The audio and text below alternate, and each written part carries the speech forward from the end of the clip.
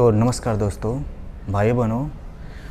Social media पे एक शिवांश नारायण द्विवेदी नाम का एक ब्राह्मण है जो शास्त्रार्थ कर रहा है अनेक पंथों के मानने वाले लोगों से।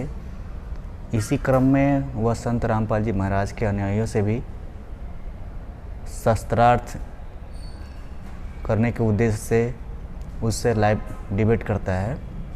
तो उनसे किस तरह के प्रश्न करता है मैं आपको सुना देता हूँ, फिर मैं आपको उसकी उन प्रश्नों का जवाब भी मैं दूंगा। उसका कहना है कि सर्वशक्तिमान ईश्वर और परम स्वतंत्र मोक्ष और शाश्वत धर्म हमें दे दो, मैं आपका हो जाऊंगा। ऐसा उसका कहना है कि हमें शाश्वत धर्म दे दो, परम स्वतंत्र मोक्ष दे दो, सर्वशक्तिमान ईश्वर दे दो, मैं आपका हो जाऊंगा। भाइयों बहनों, ये सिर्फ उसका कहना ही मात्र है। सिर्फ वो इतना यह बात कहता है। हकीकत यह है कि वो इन बातों को जानना नहीं चाहता। जो देवी भागवत महापुराण में जो संत रामपाल जी महाराज ने दिखाया है, जो ब्राह्मणों की बात कही गई है, वो कोई गलत नहीं है। मैं उस पर अभी नहीं आऊँगा, लेकिन जो ब्राह्मणों के विषय में कहा गया है वह गलत नहीं है। वो आज के ब्राह्मणों में देखा करता है और दिखाई भी देता है। सत्य लिखा गया है श्रीमद् देवी भागवत में। तो मैं उसके प्रश्न बताता हूँ जो वह प्रश्न संत रामपाल जी महाराज के अनुयायियों से करता है। उसका प्रश्न है कि रामपाल के द्वारा प्रतिपादित होने वाला ईश्वर क्या सर्वशक्तिमान है? भाई बहनों, ये उसका प्रश्न है। फिर पूछता है क्या वह अनंत है, अबाध्य है, क्या वो अवतार ले सकता है? इस तरह का वो प्रश्न करता है। फिर कहता है क्या जो कबीर हैं, जिस रूप में हम उन्हें जानते हैं, जिन्होंने काव्य रचनाएं की है और आपके अनुसार उन्होंने ब्रह्म और धर्म का ज्ञान भी दिया है, तो क्या वह उनका वास्तविक स्वरूप है या नकली है? कहने का अर्थ है कि जो कबीर हैं, जो कबीरदास हैं, जिन्होंने ब्रह्म और का ज्ञान दिया है और धर्म का ज्ञान दिया है, तो जो कबीर हैं वो उनका वास्तविक स्वरूप है या नकली स्वरूप है। इसका कहने का मतलब ये है कि वो परमेश्वर का ही स्वरूप है या कोई दूसरा स्वरूप बनाए हुए हैं। और आगे पूछता है क्या जो कबीर हैं अपने शरीर का नाश कर सकते हैं? क्या जो कबीर है अपने शरीर का नाश कर सकते हैं? जिस समय उनकी देह नष्ट हो जाएगी उस समय ईश्वर कौन होगा दुनिया का? अगर कोई भगत कहता है कि हाँ वो सर्वेश्वर है, वो जो चाहें वो कर सकते हैं, तो वो कहता है कि यदि वो शरीर को नष्ट कर सकते हैं तो उस समय ईश्वर कौन होगा दुनिया का? ये उसका प्रश्न है। क्या रामपाल के द्वारा प्रतिपादित होने वाला ईश्वर पर किसी भी प्रकार का नियम लागू होता है? कहने का अर्थ है क्या रामपाल के द्वारा पूजे जाने वाला जो ईश्वर है उस पर किसी भी प्रकार का नियम लागू होता है? क्या वह किसी भी नियम के अंतर्गत है? ये पूछता है। आपका कहना है ईश्वर गलत नहीं कहता, खुद के बनाए वसूलों को नहीं तोड़ता। इसका अर्थ है ईश्वर बुराई को नहीं बनाता, तो बुराई को बनाने वाला कौन है फिर? अगर कोई भगत कहता है कि ईश्वर खुद के वसूलों को नहीं तोड़ता है, अर्थात उस पर किसी भी प्रकार का नियम लागू नहीं होता है, और नियम भी लागू होता है तो वो अपने वसूलों के अनुसार ही चलता है, तो इसका अर्थ है कि बुराई जो है ईश्वर ने नहीं बनाई, तो फिर बुराई को बनाने वाला कौन है? जो दो शक्तियां हैं जिससे बुराई की उत्पत्ति हुई है, उसको बनाया किसने? अगर ईश्वर ने बनाया है तो क्या उनको मालूम नहीं था कि ये बुरा बन जाएगा? दो शक्तियां हैं भाइयों बहनों, जो संत रामपाल जी महाराज के सत्संग सुनते हैं, जो उनसे जुड़े हुए हैं, उन्हें यह बात मालूम है कि दो शक्तियां, इन दो कौन सी शक्तियां हैं जिसके विषय में ये पूछ रहा है शिवांश नारायण द्विवेदी। और जब संत रामपाल जी महाराज के शिष्य कहते हैं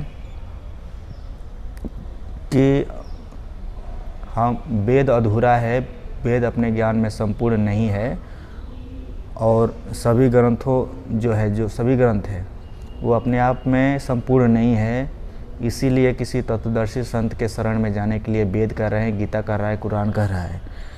तो ये कहता है कि आपके द्वारा निर्धारित क्राइटेरिया के अनुसार क्यों चलें, हम उपनिषद को क्यों छोड़ दें, वेद को क्यों छोड़ दें, क्यों छोड़ें, आप जो कहते हैं हम उसे क्यों मानें। शिवांश नारायण का कहना है कि ईश्वर जो है यहाँ का दुख देखकर दुखी नहीं होता है। ठीक है, तो यह कितना सत्य है उसकी बातें आइए अब हम जानते हैं। अब मैं एक एक करके उसके प्रश्नों का जवाब देता हूँ। भाई बहनों, ये कह रहा है कि क्या संत रामपाल के द्वारा प्रतिपादित होने वाला ईश्वर सर्वशक्तिमान है? तो इसका जवाब यह है भाइयों बहनों कि जो परमेश्वर है वो सर्वशक्तिमान है, वो कुछ भी कर सकता है, इसीलिए वह परमेश्वर कहलाता है।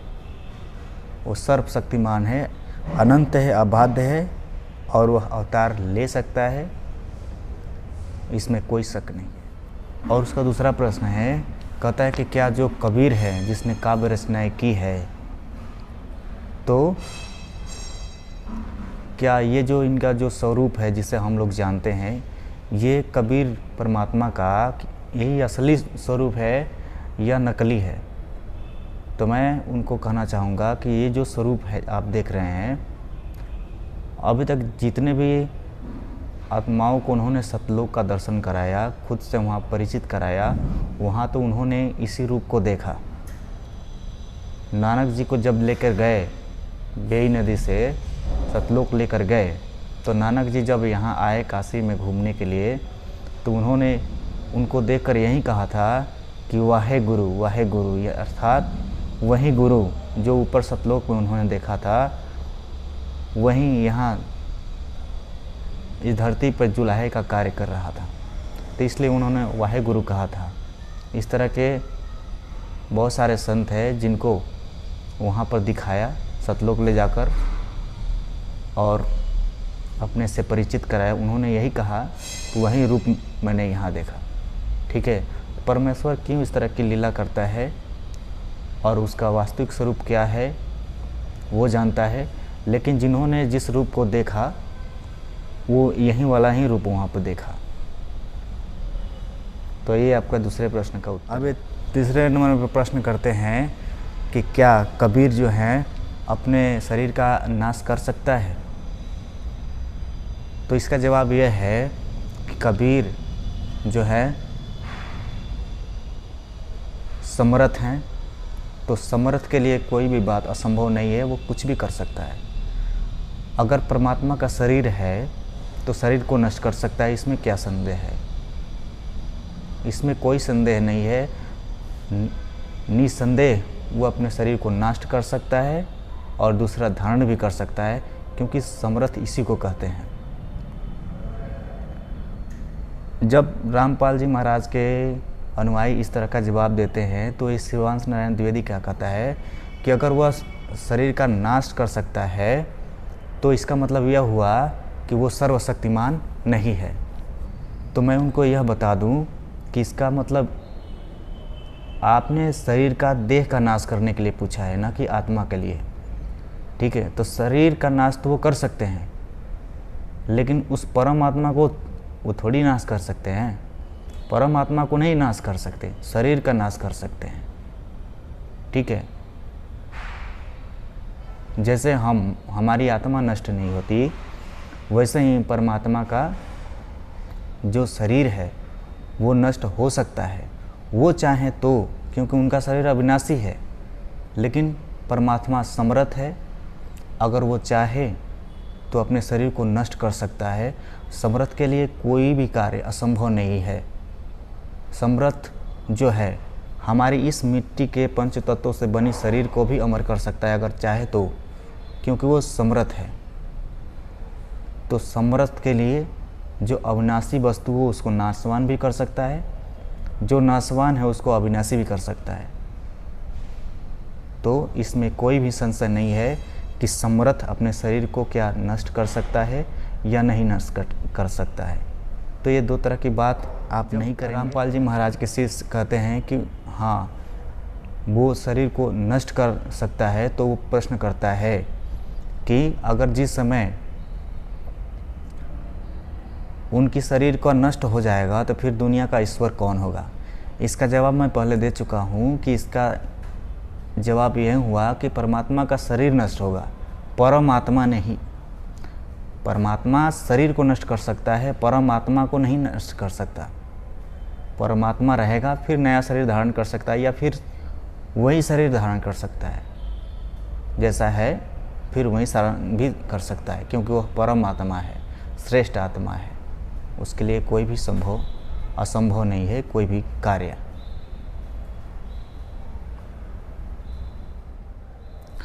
अब आगे पूछता है कि क्या रामपाल के द्वारा प्रतिपादित होने वाला ईश्वर पर किसी भी प्रकार का नियम लागू होता है।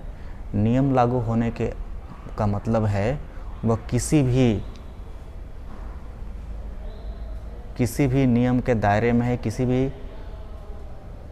भी चीज़ के कायदे में है, तो वह बिल्कुल ही ईश्वर जो है अपने नियम में है। ईश्वर जो भी कार्य करता है वो लोक कल्याण के लिए करता है, सभी के हित के लिए करता है। तो ईश्वर जो है बुरा नहीं कर सकता, बुराई के वो खिलाफ है। वो जो भी कुछ करेगा हमारे लिए अच्छा ही करेगा। तो ईश्वर के ऊपर भी नियम लागू होता है। ऐसा नहीं कि ईश्वर कुछ भी कर सकता है, कुछ भी नहीं करेगा। ईश्वर वही करेगा जिससे हम सभी का भला हो। कर तो सब कुछ सकता है, करने के लिए वो सब कुछ कर सकता है। ऐसा नहीं कि वो नहीं कर सकता, सब कुछ कर सकता है, लेकिन वो नहीं करेगा इसलिए क्योंकि जिससे सभी का भला ना हो, जिससे सभी की अच्छाई ना हो, तो वह कार्य नहीं करेगा। इसके आगे प्रश्न करता है कि अगर आपका कहना है कि ईश्वर जो है बुराई को नहीं करता, तो फिर बुराई को बनाने वाला कौन है? तो फिर बुराई को बनाने वाला कौन है? अब इसके जवाब में एक भगत ने कहा कि इसके पीछे की कहानी है, इसके लिए सृष्टि रचना जाननी पड़ेगी। सृष्टि रचना में ऐसी दो शक्तियाँ और हैं जिनके द्वारा बुराई की उत्पत्ति हुई है। तो वो यह कहता है कि क्या उस कबीर परमात्मा को यह नहीं मालूम था जिन्होंने इन दो बुरी शक्तियों को बनाया, तो उनको क्या यह मालूम नहीं था कि आगे चलकर ये बुरा बन जाएंगे? इसके जवाब में मैं यही कहूँगा कि आप जिस प्रकार से आप सोच रहे हैं, जिस तरह से आप प्रश्न करते जा रहे हैं, इसके जवाब में संत रामपाल जी महाराज ने यही कहा है कि आपके अंदर जो प्रश्न उठेंगे, अनेकों तरह के प्रश्न उठते जाएंगे, तो इसका जवाब यही है कि ये जो है काल प्रेरणा से यह बातें आपके अंदर आ रही है, आपके अंदर प्रश्न ये सारे उठ रहे हैं। तो आप इन प्रश्नों से बचें। आपके अंदर एक काल है जो आपसे इस तरह के प्रश्न करवा रहा है, आपको भ्रमित करने के लिए। और ये जो दो शक्तियां हैं, पहले उनके द्वारा बताई गई सृष्टि रचना को आप पढ़िए। मैं शिवांश नारायण द्विवेदी से कहूँगा कि आप उनके द्वारा बताई गई सृष्टि रचना को पढ़िए। पहले आप उसको स्वीकार तो कीजिए कि एक सृष्टि रचना जो बताए हैं संत रामपाल जी महाराज ने, उनके द्वारा जो बताई गई सृष्टि रचना है वह सत्य है और प्रमाणित है, प्रमाण के साथ उन्होंने बताया है। अगर उन्होंने परम अक्षर ब्रह्म बताया है, क्षर पुरुष बताया है, अक्षर पुरुष बताया है और परम अक्षर ब्रह्म बताया है, तो उसका उन्होंने बखूबी प्रमाण भी दिया है। और प्रमाण के साथ उन्होंने बस सब कुछ बताया है। पहले आप उस प्रमाणों को देखिए, उस पर बिलीव कीजिए, उसके बाद ये सारे प्रश्न कीजिए। उस पर बिलीव करने के बाद आप अपने शास्त्रों को उसके अनुसार ढूंढिए, अपने शास्त्रों को खंगालिए, क्योंकि संत रामपाल जी महाराज गीता के अनुसार बताए गए तत्वदर्शी संत है। उसके बाद उन प्रश्नों के जवाब आपको मिल जाएंगे जो आप जानना चाहते हैं।